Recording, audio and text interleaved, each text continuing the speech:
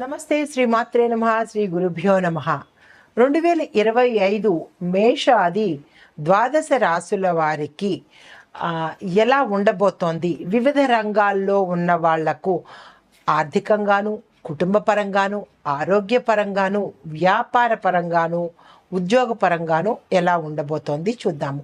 ముందుగా సింహరాశి వారికి మఖా నక్షత్రం 1, 2, 3, 4 పాదాలు, పుబ్బా నక్షత్రం 1, 2, 3, 4 పాదాలు, ఉత్తరా నక్షత్రం 1వ పాదం వారికి ఆదాయం 11 గాను, వ్యయం 11 గాను, అంటే 2 సమంగాను ఉంది. రాజపూజ్యం 3, అవమానం 6గా గోచరిస్తోంది. అయితే ఈ రాశిలో గ్రహాలు ఎలాంటి స్థానాల్లో ఉంటున్నాయి అనేది చూసినట్టయితే, ముందుగా గురుడు వృషభ రాశిలో సంచరిస్తూ తదుపరి మిథునంలోకి వెడుతూ తదుపరి కర్కాటకంలో సంచరిస్తూ ఉండే స్థానాలు రాజ్యస్థానము, లాభస్థానము, వ్యయ స్థానంలో గురు సంచారం జరుగుతోంది. అయితే ఇచ్చే ఫలితాలు ధనహాని, ధనలాభము, ధన వ్యయము, ఈ 3 ఫలితాలను గురు ఇస్తున్నాడు. అయితే తదుపరి శనేశ్వరుడు ఏ రాశిలో ఉన్నాడు అంటే మీనరాశిలో సంచరిస్తూ అష్టమ స్థానంలో సంచరించడం వల్ల దుఃఖాన్ని కలగజేసేటట్టుగా కనపడుతోంది. రాహు కేతువులు ఇద్దరు మీనం కన్యలోను,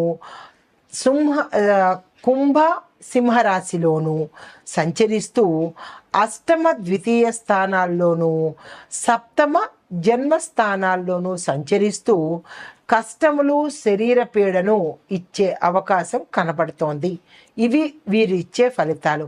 అయితే మొత్తంగా ఈ రాశి వారికి గ్రహస్థితి ఎలా ఉండబోతోంది అంటే, శుభాలు అధికంగాను, అశుభాలు అంటే కొంచెం మిశ్రమ ఫలితాలు ఇచ్చేటట్టుగా ఉంది.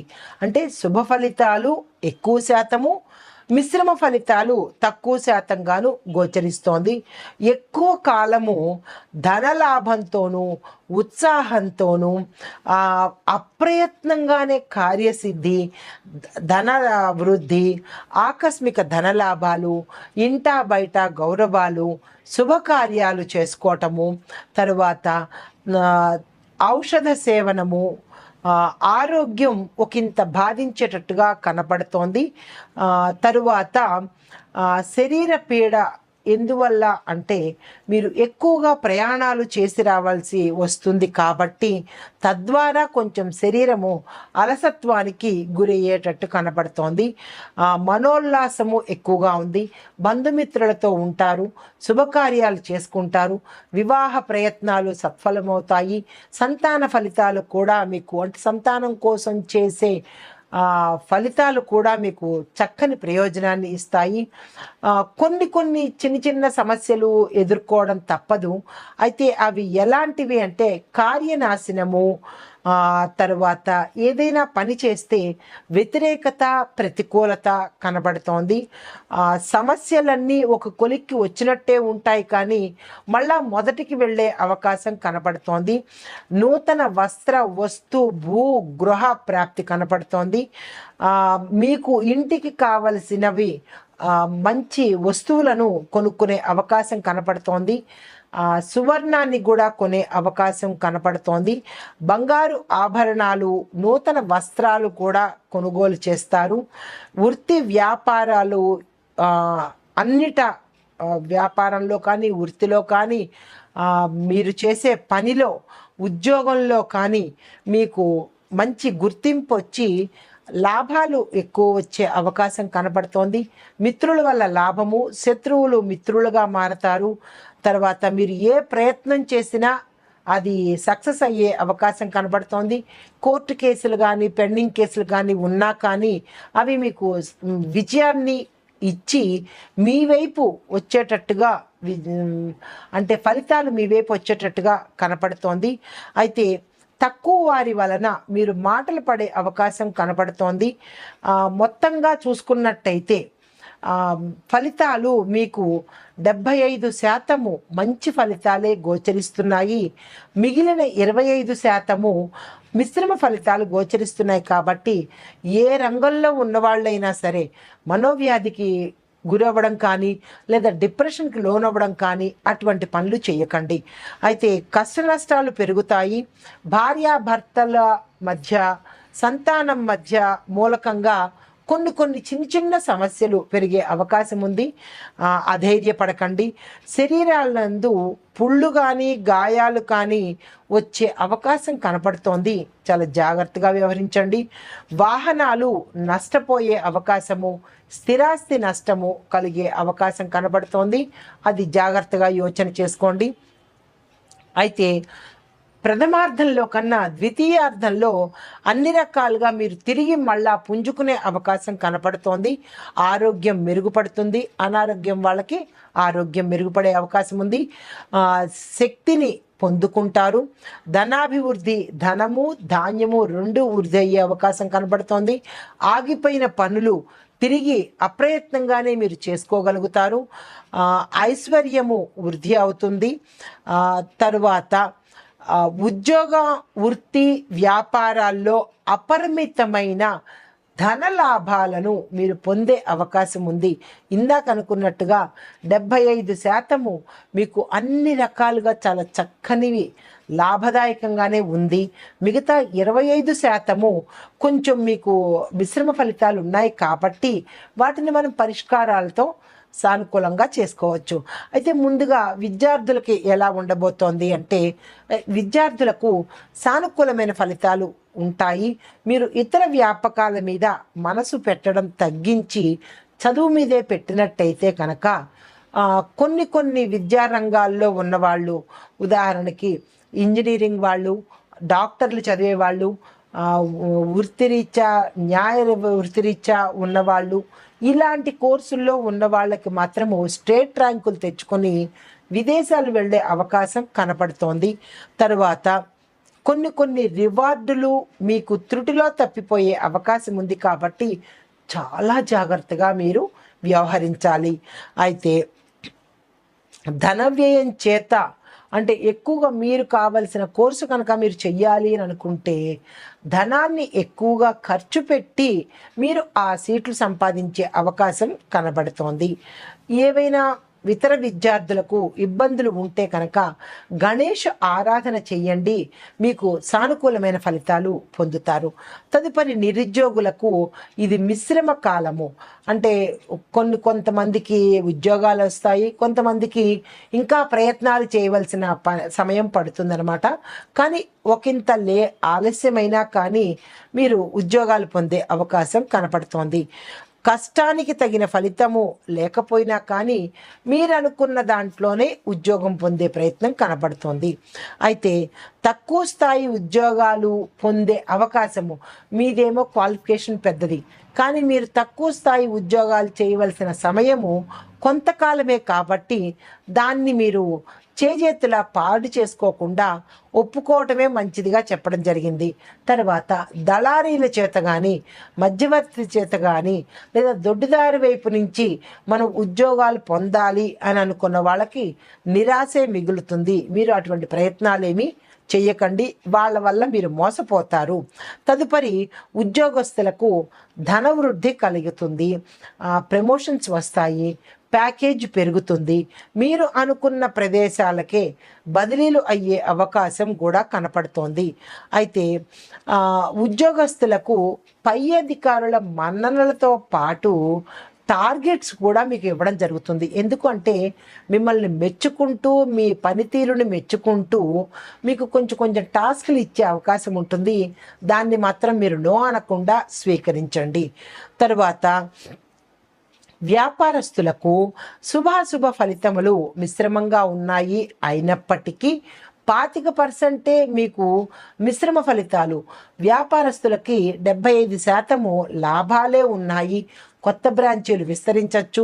మీరు వ్యాపార విస్తరణకు కానీ, భాగస్వామ్య వ్యాపారానికి కానీ, కొత్త వ్యాపారాలు చేయాలన్నా, వేరే ప్రదేశంలో చేసుకోవాలన్నా ఇది మీకు మంచి అనువైన కాలము కాబట్టి మీరు ఆ దిశగా ప్రయత్నం చేయండి. పెట్టుబడులు పెట్టాలంటే కూడా మీరు నిరభ్యంతరంగా పెట్టుబడి పెట్టుకోవచ్చు.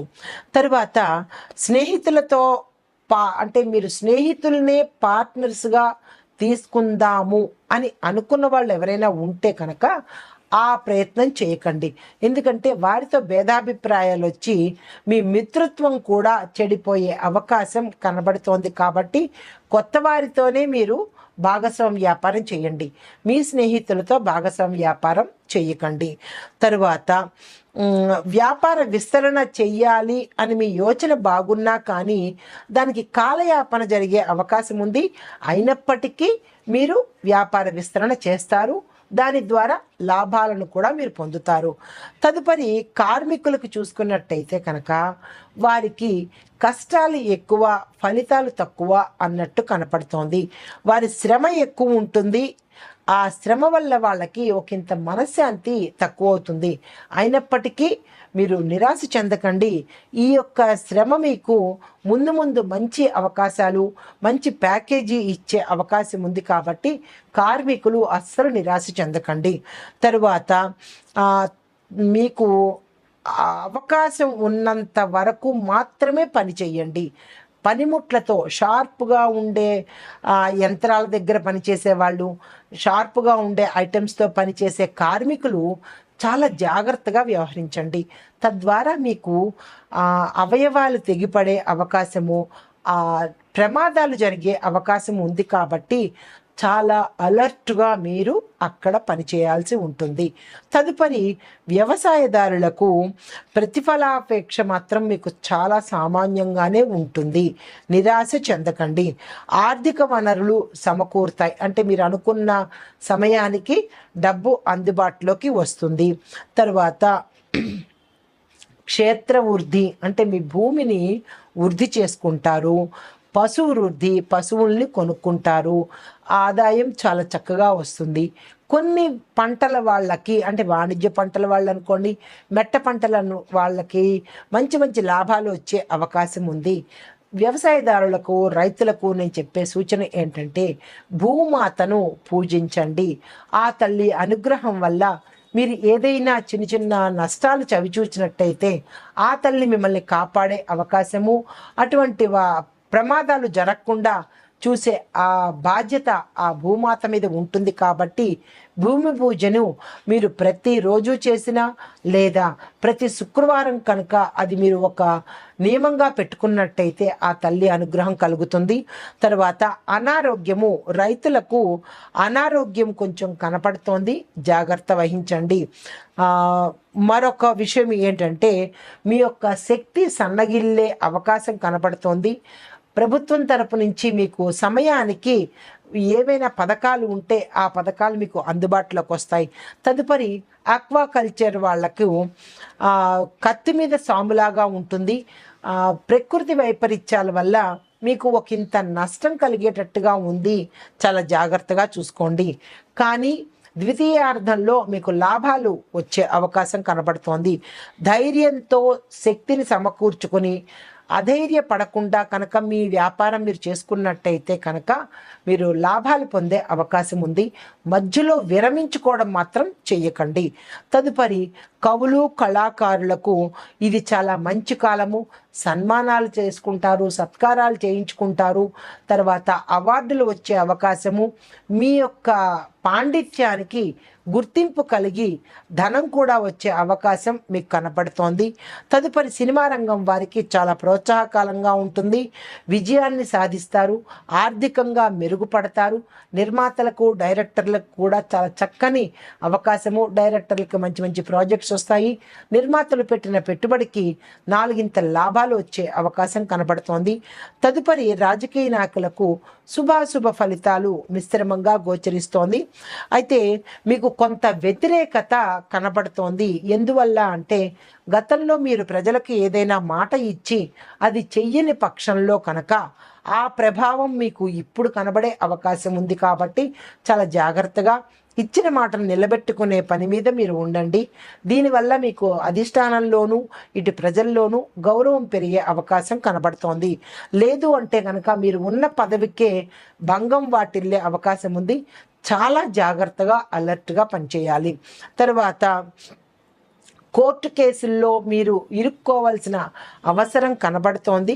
చాలా జాగ్రత్తగా సమయస్ఫూర్తితో వ్యవహరించండి. అనాలోచిత నిర్ణయాలు కనుక మీరు తీసుకున్నట్టయితే, పెద్దల సహాయ సహకారాలు లేకుండా, అనుభవజ్ఞుల సలహా సంప్రదింపులు లేకుండా కనుక మీరు తీసుకున్నట్టయితే కనుక మీకు పదవి వియోగము అంటే పదవిని కోల్పోయే పరిస్థితి ఏర్పడుతోంది. తద్వారా ప్రజల్లో చీత్కారాలను మీరు ఎదుర్కోవలసి వస్తుంది. కాబట్టి చాలా జాగ్రత్తగా రాజకీయ నాయకులు వ్యవహరించాలి. తదుపరి ఎన్ఆర్ఐలకు చాలా సామాన్యంగా కనబడుతోంది. ప్రయాణాలు వాయిదాలు పడతాయి. దానివల్ల మనశ్శాంతి కోల్పోయే అవకాశం ఉంది.